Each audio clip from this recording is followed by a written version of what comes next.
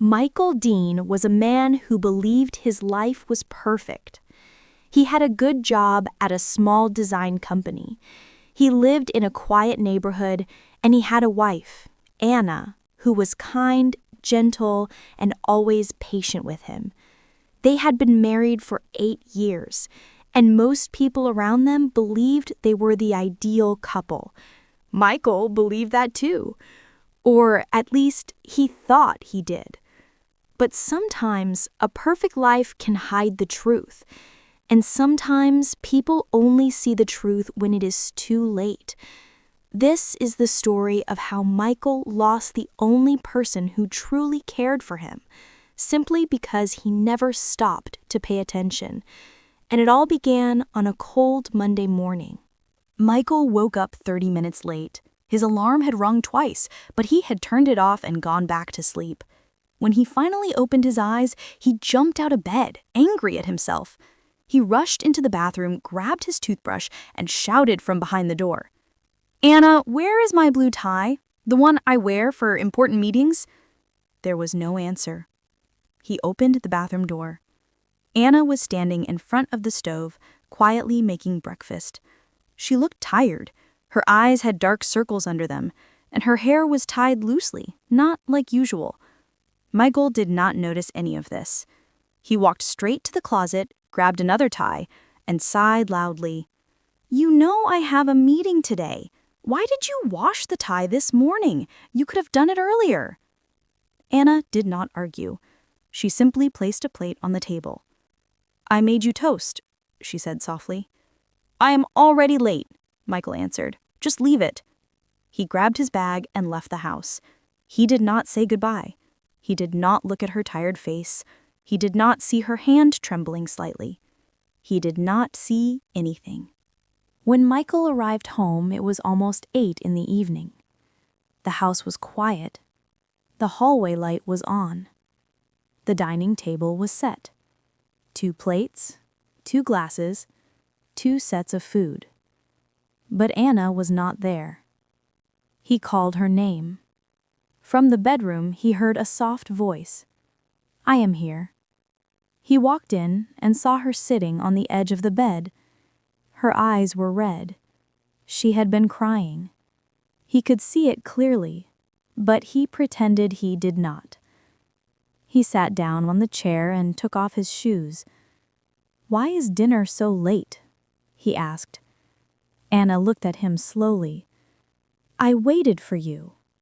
"Well, next time, do not wait," he said. "I told you I had work." "You did not tell me anything," she whispered. He ignored her tone and stood up.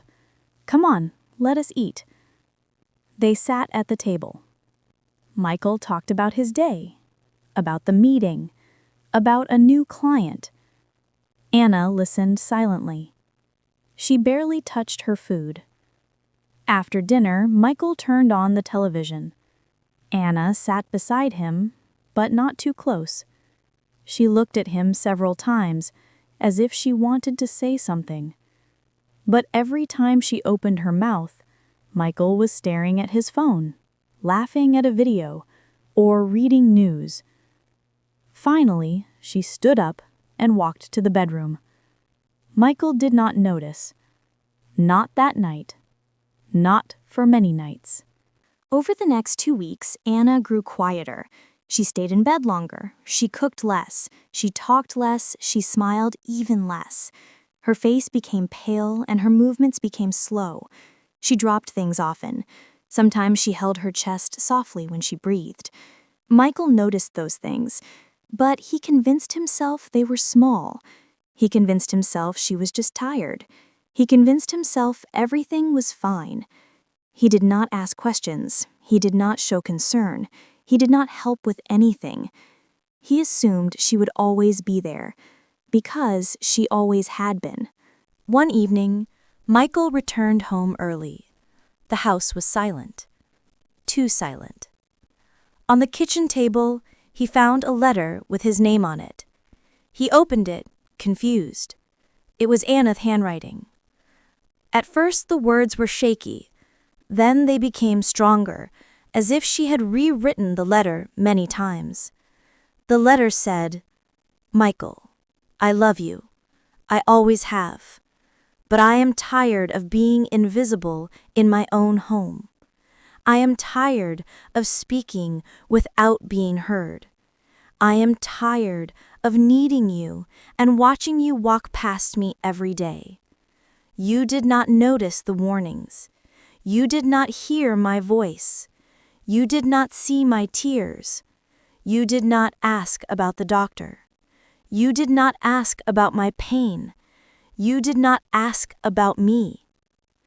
People do not leave because they stop loving. People leave because they are alone. And I have been alone for a very long time. I am moving to my sister's house. I need time, rest, and someone who will look at me when I speak. If you want me back, you will need to learn how to see me. Anna." Michael felt the floor disappear under his feet. He dropped into a chair. His hands shook. He read the letter again and again and again. His chest tightened. He finally understood. But the truth, the real truth, came crashing into him like a wave. He had seen the truth too late. For the next few days, Michael tried calling her. She answered only once. Her voice was calm but distant. "I am safe," she said. "I am resting."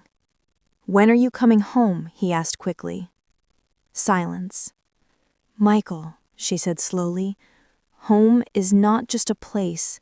It is where you feel cared for. I did not feel that way with you." "I can change," Michael said. "I promise." "You did not listen before.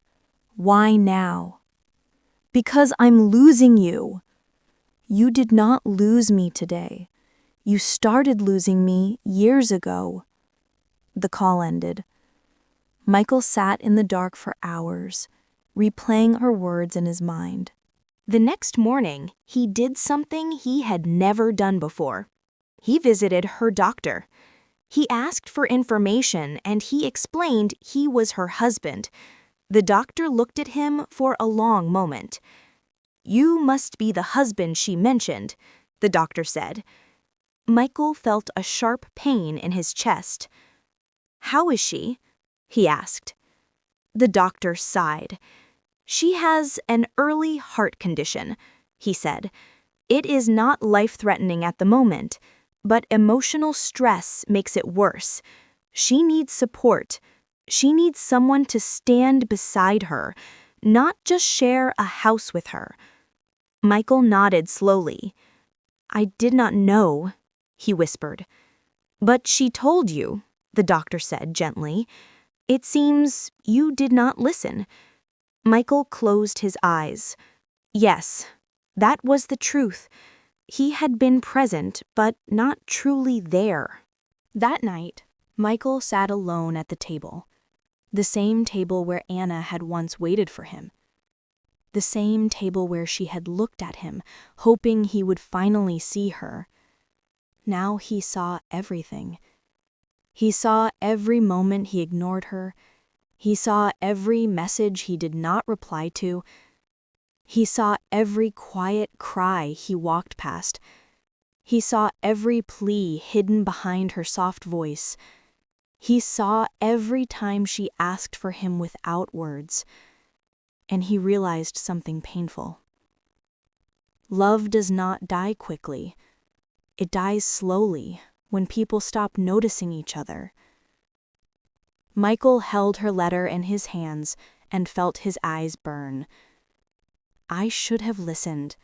I should have seen you." But regret does not travel backward. Regret only shows where you should have gone. 2 weeks later, Anna agreed to meet him at a small cafe. She looked better, but still fragile. Michael looked tired, but also different, softer, quieter, older somehow. They sat across from each other, and for the first time in years, Michael looked directly into her eyes. I am sorry, he said simply. Anna said nothing. I was blind, he continued. I thought working hard meant caring for you. I thought being home meant being with you. I thought everything was fine because you never shouted.